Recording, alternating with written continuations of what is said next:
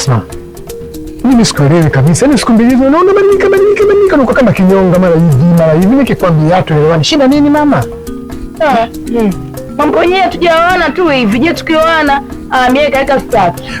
Shida unipi hela. Ile zinatafutwa. Kwa nini mwanzo nilikuwa nakupa kipindi hiko napata. Sasa hivi tu ni usijali, mambo tu ni kazi. Na mafuta si yamepanda, wewe unajua hilo? Kwa kama mafuta yamepanda na mimi ndio wangu mshapanda bei tayari. Okay, sawa, wala usijali. Mimi nachukuliza kitu kimoja. Sasa hivi nataka tuwe kama mwanzo. Tuwe kama mwanzo. Unajua kipindi kile nilikuwa na mwanamke.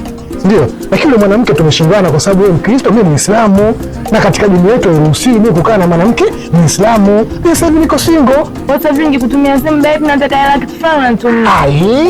Ukisema tu muda ngoma hiyo mwanzo alikuwa anishanganya. Sasa hivi tuko wawili tu mimi na wewe pekee tu, hakuna mwingine. Sio unaelewa?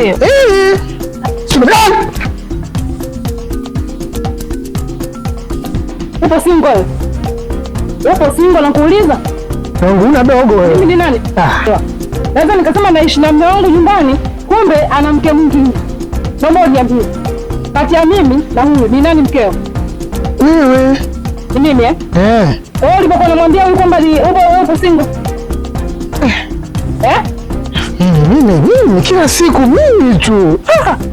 Yangu. Hauna dogo, nisamee mama. Usiseme sina dogo. Usiseme sina dogo. Naomba uniambie vizuri. Kati ya mimi na huyu ni nani mkeo? Wewe mkaji katika maisha yako. Wewe ndio nakuhitaji na wewe ndio mke wangu. Hapa tunabadilishana tu mawazo. Kuna siku moja mke wangu. Wewe binti. Rudi hapa sana hapa. Rudi. Hatujamalizana mimi na wewe. Wewe binti. Wewe si unampenda? Unampenda sana Naomba sikiliza. Mchukue wewe binti na twende. Mkaoane. Tutakulinda kwa bibi mkubwa, kwa bibi nani? Bibi mdogo. Mke wangu huyu anipendi huyu. Upendi, mshike mkono na tuondoke uende kamuoe. Sawa? Kwa bibi mkubwa hata kwa bibi mdogo.